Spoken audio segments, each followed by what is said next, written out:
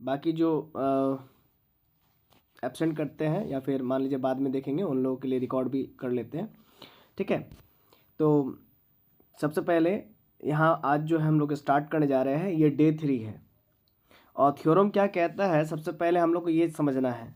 और ये modern algebra का ये तीसरा लेक्चर है आप कह सकते हैं, यानी कि पेपर 1 चल रहा है, पेपर 1 का 3rd लेक्चर। तो थ्योरम क्या कहता है, सबसे पहली बात आप लोग को ये समझना पड़ेगा, तब जाकर के इसके प्रूफ पर हम लोग बात कर सकते हैं। एन एक नॉर्मल सब ग्रुप है जी का, तो ये एन जो है ना नॉर्मल सब ग्रुप है जी का, तो इसको दिखाने का क्या तरीका होता है, दिखाने का तरीका है कैसे, आप इस बात को ज़रा समझिएगा। N is a normal sub group of जी, इसको ऐसे लिखते हैं, N is a normal sub group of जी।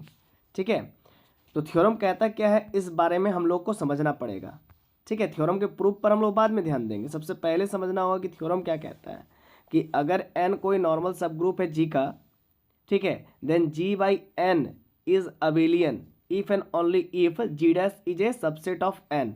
तो देखिए इस बात को पहले समझिएगा, कहता क्या है कि अगर एन एक नॉर्मल सब ग्रुप है जी का, और उस केस में तब क्या होगा कि जी बाई एन जिसको कोशेंट ग्रुप कहते हैं या फिर फैक्टर ग्रुप कहते हैं, तो जी बाई एन को क्या कहते हैं, फैक्टर ग्रुप कहते हैं या फिर कोशेंट ग्रुप कहते हैं। तो कहता है कि एन एक नॉर्मल सब ग्रुप है जी का, तो उस केस में G by N abelian group होगा। ठीक है, और अगर G by N abelian group है तो उस केस में बात को समझिएगा, if and only if G dash is a subset of N होगा। क्या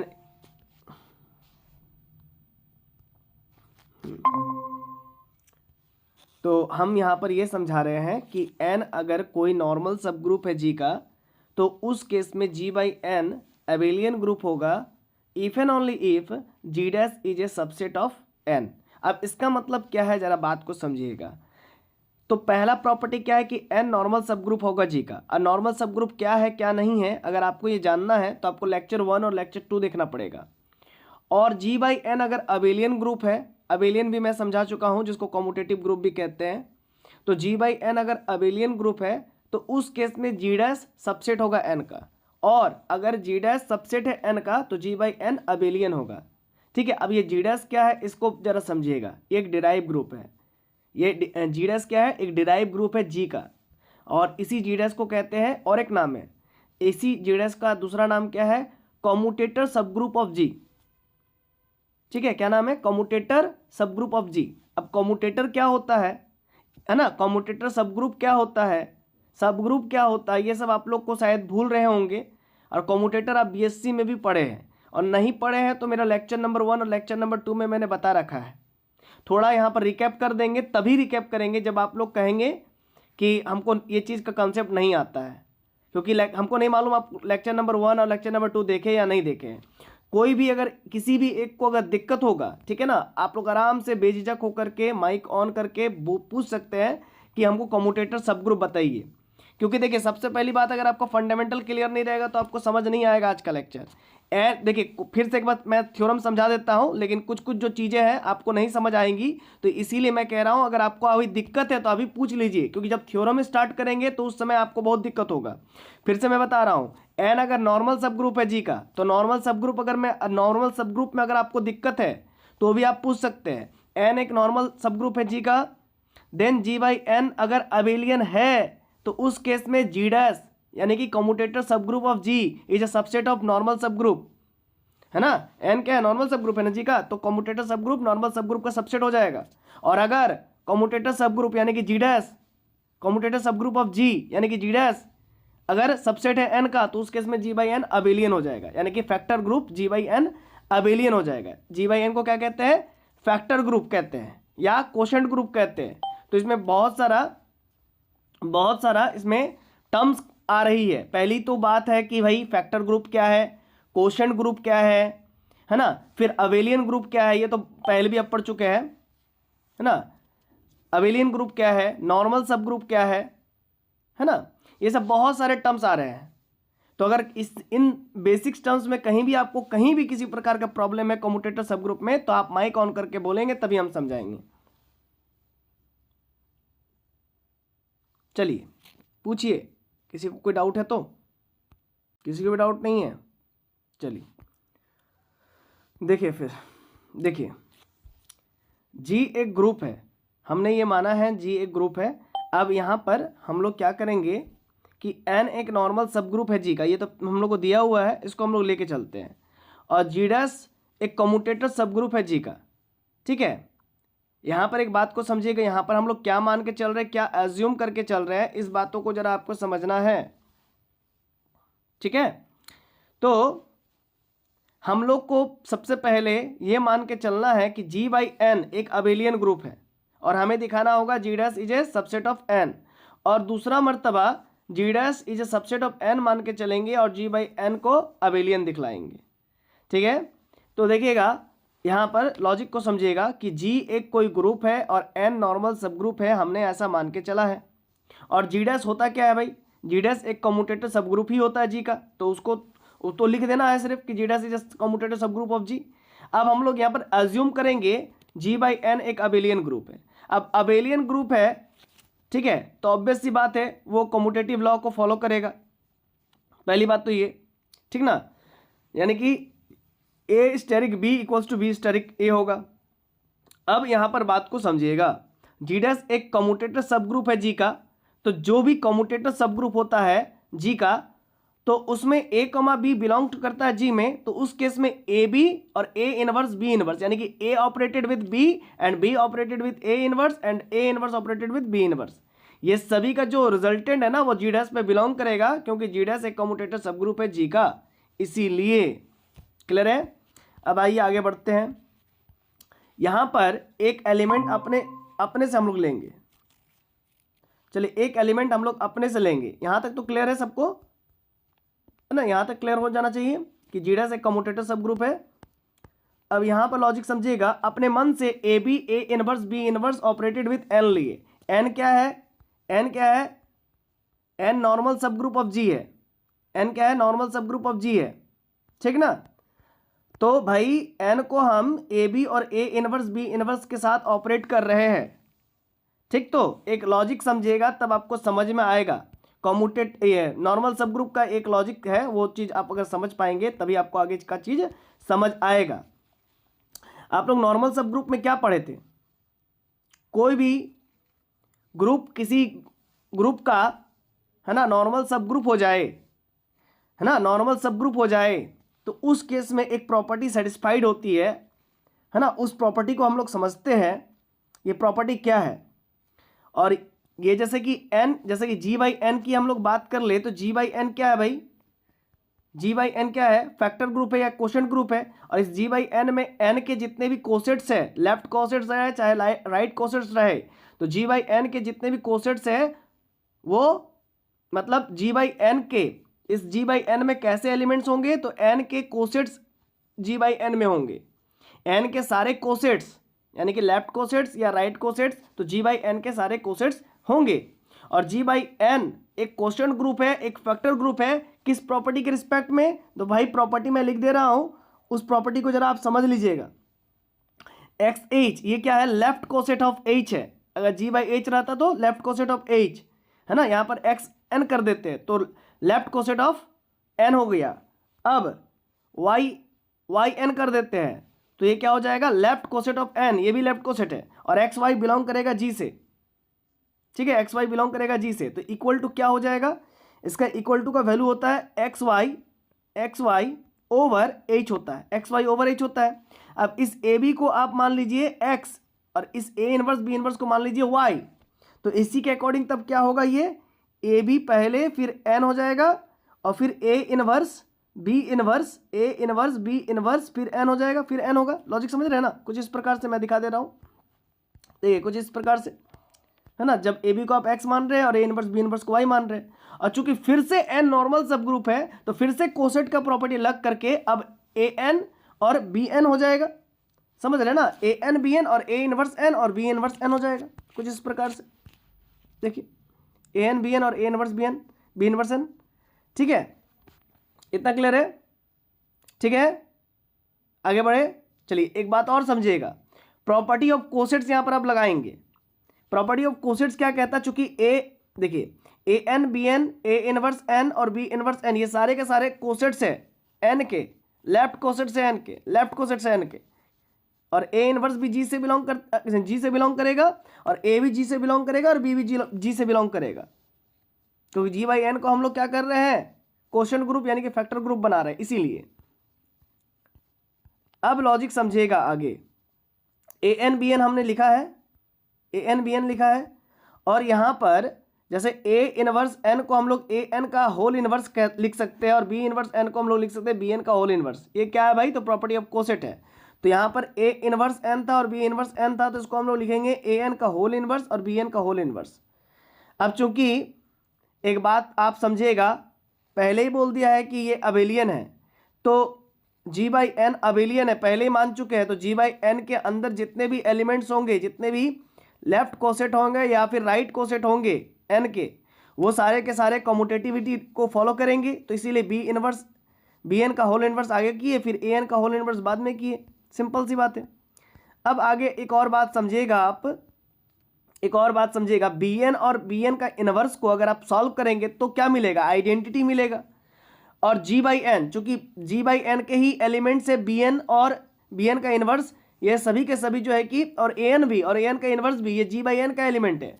और जी बाई एन में कैसे एलिमेंट्स होंगे, तो भाई एन के ही कोसेट्स होते हैं, लेफ्ट कोसेट और राइट कोसेट।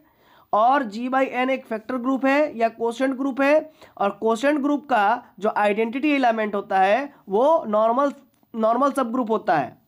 यानी कि जी बाई एन एक क्या है, कोशेंट ग्रुप है या फैक्टर ग्रुप है, और फैक्टर ग्रुप का जो आइडेंटिटी होता है वो नॉर्मल सब ग्रुप होता है।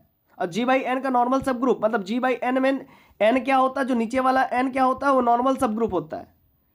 तो नॉर्मल सब ग्रुप ही आइडेंटिटी हो जाएगा, इसीलिए बी एन और बी एन का इनवर्स एन के बराबर होगा, कैपिटल एन के बराबर होगा। देखिए समझ गए। और A N as it is और ए एन का इनवर्स एज इट इज। अब आइडेंटिटी, चूंकि एन आइडेंटिटी का काम करेगा तो उसका कोई वैल्यू नहीं, उसका यहाँ पर लिखे या ना लिखे कोई मतलब नहीं। अब ए एन और ए एन इनवर्स को फिर से ऑपरेट करेंगे तो एन मिल जाएगा, चूंकि ए एन भी आपका क्या का एलिमेंट है, जी बाई एन का, और ए एन इनवर्स भी जी बाई एन का एलिमेंट है, तो दोनों को ऑपरेट करेंगे तो आइडेंटिटी मिल जाएगा। ये उसका इनवर्स हो जा रहा है ना, ए एन का इनवर्स ए एन का जो इनवर्स है वो ए एन का होल इनवर्स हो रहा है, इसी वजह से अब ये एन के बराबर हो गया। और एक बात आपको मालूम होगा, हम लोग लेके चले थे A B A inverse B inverse operated with N, तो आपको मिला एन, ठीक है, ठीक। तो इसी बात को आपको समझना है, इसी बात को आप लोगों को समझना है कि हम लोग यहाँ तक तो ले आए हैं, ठीक। और एक हमने प्रॉपर्टी पढ़ा था, क्योंकि इस बात को आपको नहीं भूलना है कि जी बाई एन एक अबेलियन है और हमें दिखाना है G dash is a subset of N. और एक हमने प्रॉपर्टी पढ़ रखा है, उसको जरा आप ध्यान देंगे, मैं लिख दे रहा हूँ, आपने बीएससी में पढ़ा है।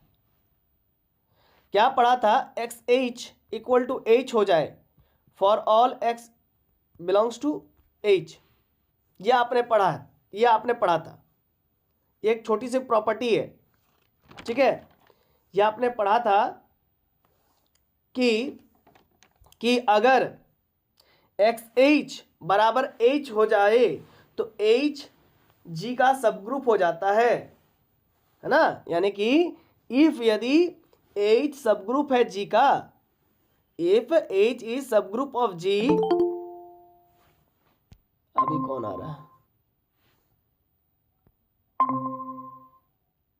अब बहुत कुछ छूट गया है, अब 20 से आने से भी क्या फायदा है, ठीक।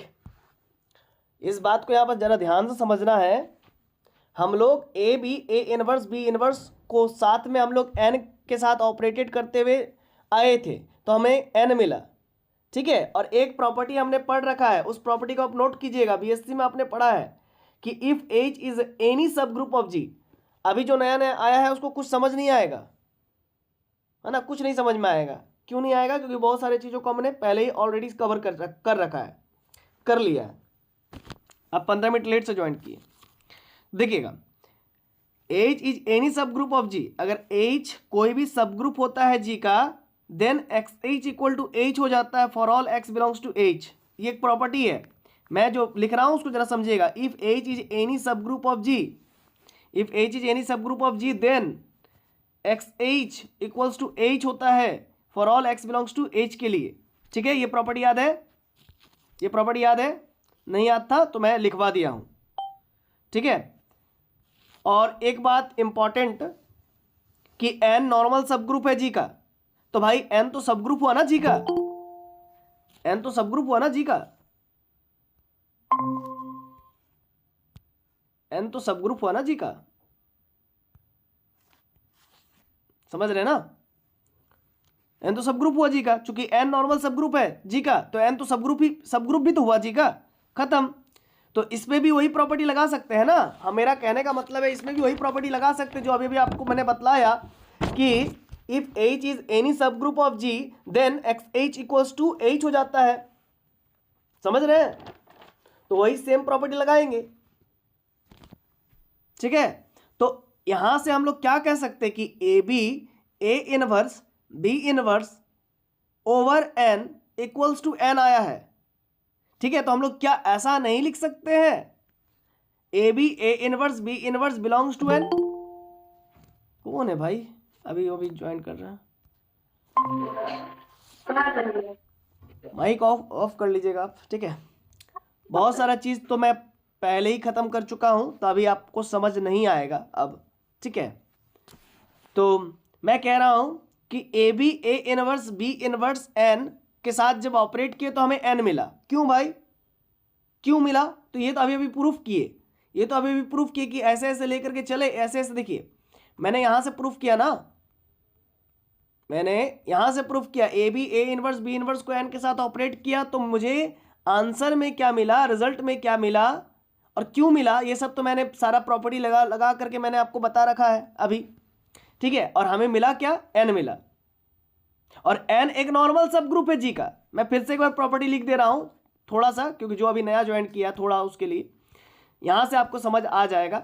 मैं कह रहा हूं कि भाई H इज एनी सब group of G, then H अगर जी का कोई भी सब ग्रुप है तो उस केस में XH किसके बराबर होता है, अभी मैंने बताया था H के बराबर होता है for all x belongs to, कहां से आएगा, x बिलोंग्स टू H से। अगर x बिलोंग्स टू H से लेंगे इस बार, ये लॉजिक को समझिएगा, ये x कहां से आना चाहिए, H से आना चाहिए।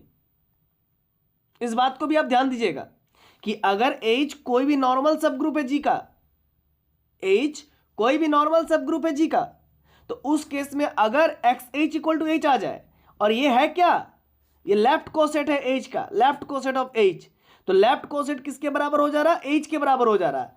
तो ये कब होता है, ये G है और ये H ये हुआ। ठीक है, और H के अंदर से ही हम कोई भी एलिमेंट उठा लेते हैं, G से नहीं लेंगे, G से नहीं लेते थे। अब जब H से है तो भाई वो तो G से ही है ना, कंफर्म बात यही तो है। यह आपने पढ़ा होगा प्रॉपर्टी, कहां, बीएससी में पढ़ा होगा। ठीक है, तो मैं जो कह रहा हूं इसको जरा ध्यान दीजिएगा, H इज एनी सब group of G, H is any सब group of G, then XH equals to H होता है। अगर XH इक्वल टू H होता है तो for all x belongs to H के लिए होता है, for all x belongs to H के लिए होता है। तो x यहां पर क्या, x का काम कौन कर रहा है, यही ना x का काम कर रहा है, क्योंकि n एक नॉर्मल सब ग्रुप है भाई, n एक नॉर्मल सब ग्रुप है, तो n नॉर्मल है सब ग्रुप, तो भाई n तो सब ग्रुप होगा ही ना जी का, कंफर्म। तो ये प्रॉपर्टी यहां पर भी तो लागू कर सकते हैं, क्योंकि XH इक्वल्स टू H आया है, H की जगह पर n है, वहां पर H नॉर्मल सब ग्रुप होता था, यहां पर n नॉर्मल सब ग्रुप होता था।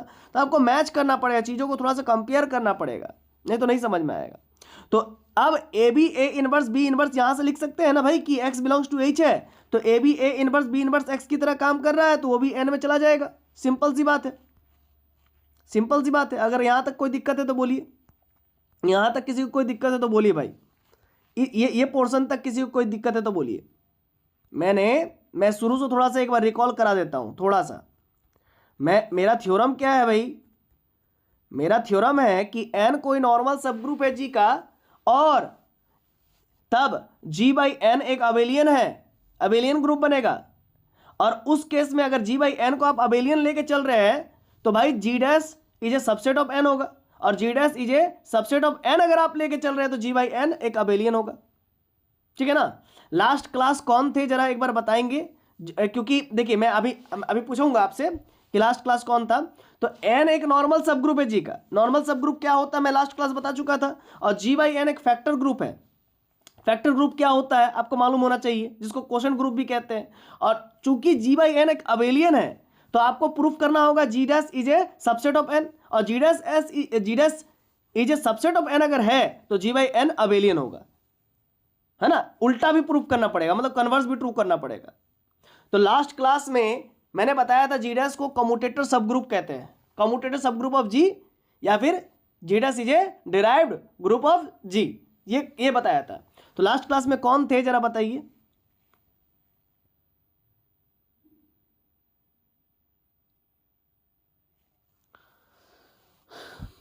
लास्ट क्लास में कौन थे।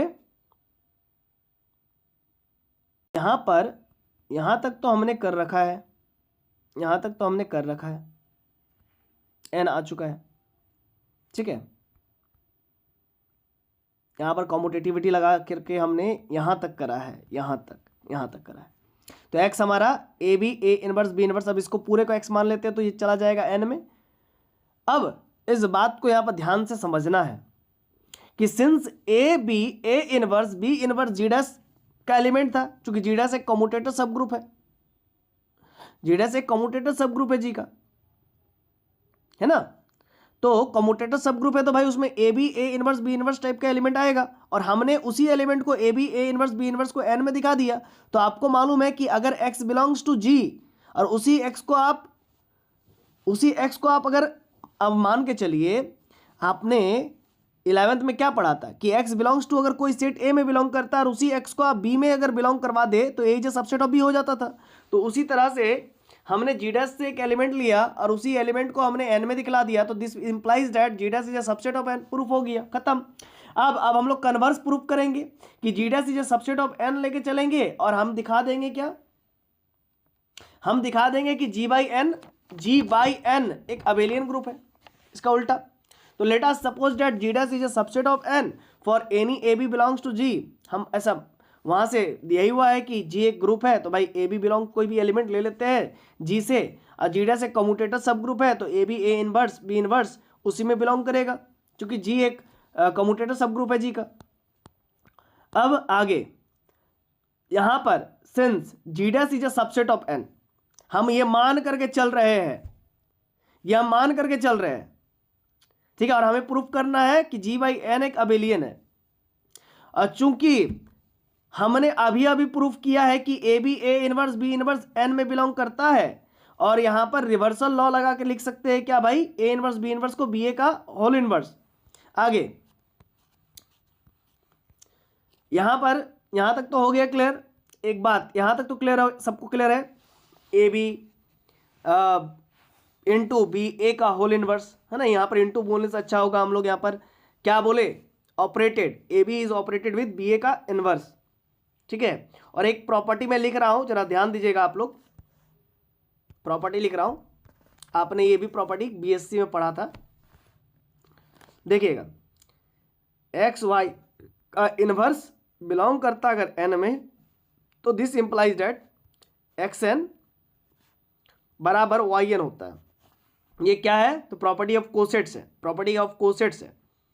तो आप ए बी को एक्स मानिए और बी ए को वाई मानिए, तो उस केस में X N equals to Y N हो जाता है, ठीक है। यानी कि A B equals to A B operated with N and Y की जगह पर B A operated with N, ये होना चाहिए, ठीक है। यही चीज होगा, देखिए A B operated with N and B A operated with N. अब चूंकि एक बात यहां पर प्रॉपर्टी ऑफ कोसेट समझिएगा, X H Y H operated with Y H equals to x Y operated with H, ठीक है। ये आपको मालूम है कि जब जी बाई एच एक कोशेंट ग्रुप होता था या फैक्टर ग्रुप होता था, तो वो इसी ऑपरेशन के रिस्पेक्ट में वो जो है कि फैक्टर ग्रुप या फिर कोशेंट ग्रुप बनता था। और एक्स एच और वाई एच क्या, लेफ्ट कोसेट ऑफ एच है, ठीक है। और कोई फैक्टर ग्रुप में लेफ्ट कोसेट बोली या राइट कोसेट बोली दोनों बराबर होता है, क्योंकि वो normal sub group G by H जो है कि नॉर्मल सब ग्रुप होता है ना, इसीलिए नॉर्मल सब ग्रुप में left coset and right coset बराबर होता है।